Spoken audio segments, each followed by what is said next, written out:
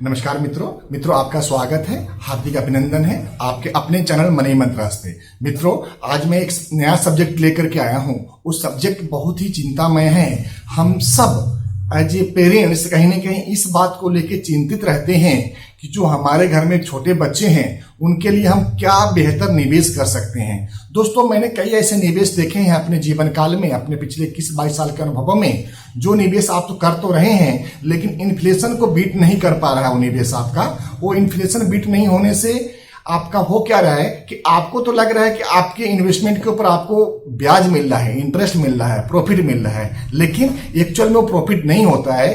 Profit तभी हो रहा है कोई आपके इन्वेस्टमेंट के ऊपर जो इन्वेस्टमेंट आपको इन्फ्लेशन के बीट करके ऊपर जो रिटर्न दे रहा है, एक्चुअल में रिटर्न आपका वही है। दोस्तों, काफी सारी चीजों को हमने गौर किया है आपको इस सब्जेक्ट को देने से पहले। दोस्तों, मैंने ये भी गौर किया है कि अगर बच्चों के लिए हम कोई आरडी अकाउंट खुलवाते हैं, कोई सेविंग अकाउंट खुलवाते हैं, कोई इंश्योरेंस पॉलिसी लेते हैं, कुछ अदर इंस्ट्रूमेंट में इन्वेस्टमेंट करते हैं, तो वहां पे जो रेट ऑफ इंटरेस्ट है वो 5% से लेकर के 7% के बीच में है। हाँ दोस्तों, और जो एक्चुअल इन्फ्लेशन है अपने हिंदुस्तान में वो 7% से लेकर के 9% के बीच में है। समय समय पर थोड़ा इसमें उतार चढ़ाव होता रहता है। तो मित्रों, अब बात आती है कि हम बच्चों के उज्जवल भविष्य के लिए, बच्चों को एक अच्छे जीवन व्यतीत करने के लिए, बच्चों को आगे एजुकेशन की रिक्वायरमेंट को पूरी करने के लिए हम क्या करें, हम कहाँ इन्वेस्टमेंट करें, हम कैसे इन्वेस्टमेंट करें। तो दोस्तों, आइए उसके बारे में आपको विस्तार से बताने के लिए मैं आपको अपने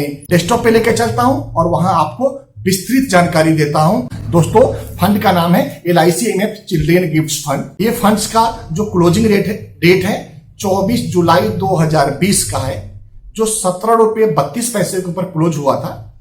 ये ओपन एंडेड फंड है। इस फंड के अंदर मैं ग्रोथ प्लान की बात कर रहा हूं।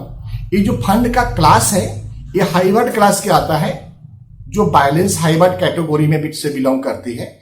फंड जो लॉन्च हुई थी 26/9/2001 को फंड लॉन्च हुई थी और ये जो NFO क्लोज हुआ था वो 5 अक्टूबर क्लोज हुआ था। फंड मार्केट में ट्रेड होने के लिए लॉन्च हो गई 12 नवंबर 2001 को। दोस्तों, इसमें मिनिमम इन्वेस्टमेंट अमाउंट 5,000 रुपया है। आप इसमें दोनों मोड में इन्वेस्टमेंट कर सकते हैं। आप लमसम इन्वेस्टमेंट भी कर सकते हैं और SIP के द्वारा भी इन्वेस्टमेंट कर सकते हैं। दोस्तों, मेरा मानना है कि अगर आप अपने इन्वेस्टमेंट के ऊपर रिस्क कम करना चाहते हैं तो SIP के द्वारा इन्वेस्टमेंट करना आपके लिए बेहतर होगा, उचित होगा, श्रेष्ठकर होगा।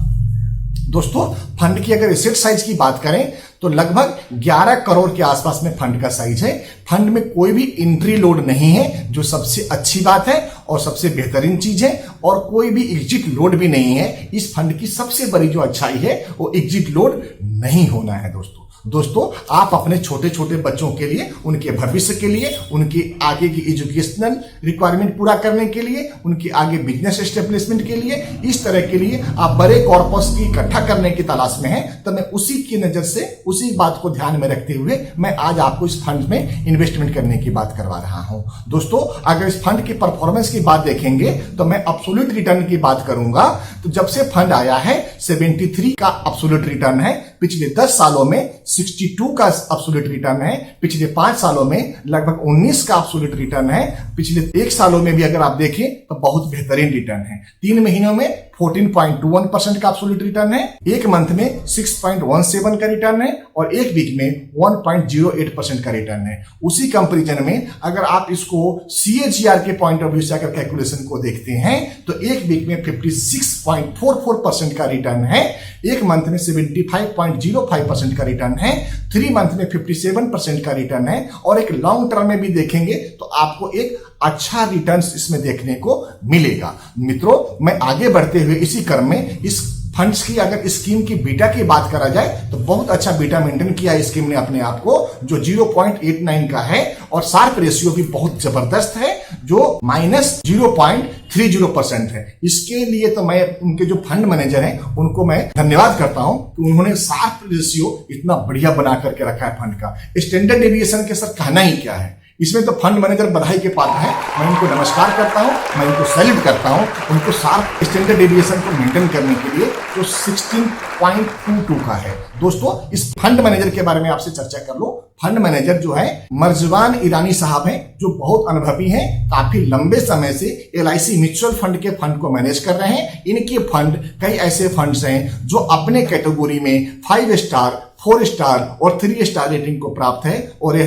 रिटर्न के मामले में बहुत बढ़िया इनका रहता है। इसलिए मैं इस विश्वास के साथ में आपसे ये रिकमेंड कर रहा हूं, ये मेरा स्ट्रांगली रिकमेंडेड फंड रहेगा अपने बच्चों के लिए कि आप इसमें निवेश करें और ईरानी साहब के ऊपर विश्वास करते हुए हम लोग आगे बढ़ें और इसमें इन्वेस्टमेंट एक लॉन्ग टर्म के हिसाब से हम करके रखें। दोस्तों, फंड का अगर हम कंपनी वाइज एलोकेशन भी है और सेक्टर वाइज एलोकेशन है। दोस्तों, मैं आपको पहले कंपनी का फंड का सेक्टर वाइज एलोकेशन के ऊपर लेके चलूंगा, जहां पे देखेंगे तो फाइनेंशियल सेक्टर में 32.44% का एक्सपोजर लिया है फंड मैनेजर साहब ने। FMCG में 15.49% का, टेक्नोलॉजी में लगभग 14% का है, केमिकल में 6% का है, एनर्जी में 5.43% का है, हेल्थ केयर में 4.41% का है, सर्विसेज में 4.17% का है, ऑटोमोबाइल में 38% का है, कंज्यूमेबल ड्यूरेबल में 1.17 का है और अदर में 13.66% का है।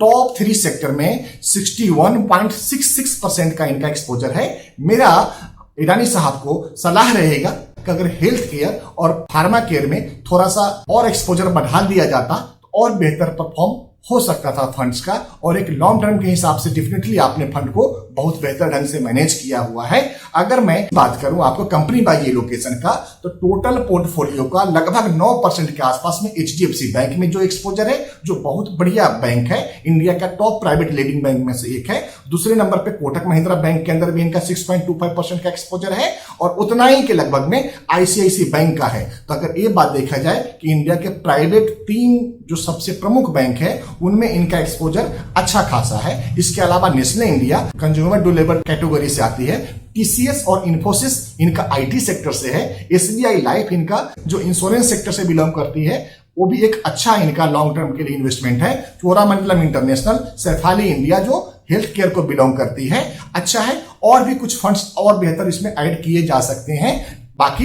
ये सारा कॉल फंड मैनेजर साहब का होता है, वो अपने रिसर्च के हिसाब से फंड को इन्वेस्टमेंट करते हैं। मैं आपसे गुजारिश करता हूं कि अगर आप अपने बच्चों के लिए एक अच्छे फंड, एक अच्छे एसेट और एक अच्छे इन्वेस्टमेंट की तलाश में हैं, तो मैं पूरे विश्वास के साथ में कह रहा हूं कि वो तलाश आज आपकी पूरी हो गई है। आप पूरी निष्ठा और ईमानदारी के साथ एक लंबे समय तक 15 साल, 20 साल, 25 साल, 30 साल के पॉइंट ऑफ व्यू से आप इसमें इन्वेस्टमेंट करेंगे। मुझे पूरा विश्वास है कि ये फंड्स आपको 12% से लेके 15% का compound annual growth rate deliver करके देगा। ऐसा मैं इन फंड मैनेजर साहब से उम्मीद करता हूं और आपको विश्वास दिलाता हूं कि आगे आने वाले समय में आपका ये फंड आपके निवेश में, आपके पोर्टफोलियो में 4 चांद लगाने का काम करेगा। इसी के साथ मैं आज के इस कार्यक्रम को समापन करता हूं। आपको प्रणाम करता हूं, नमस्कार करता हूं, धन्यवाद देता हूं कि आपने इतने देर तक हमारे इस वीडियो को देखा। और आपसे प्रार्थना है कि अगर आपने हमारे चैनल को सब्सक्राइब नहीं किया है तो आप मेरे चैनल को सब्सक्राइब करें, लाइक करें, शेयर करें और कमेंट करें। और जो मित्र फाइनेंशियल मार्केट में काम कर रहे हैं, वो हमारे साथ जुड़ के एज ए बिजनेस एसोसिएट काम करना चाहते हैं, तो उनका भी हम आपका यहाँ स्वागत करते हैं। नमस्कार दोस्तों।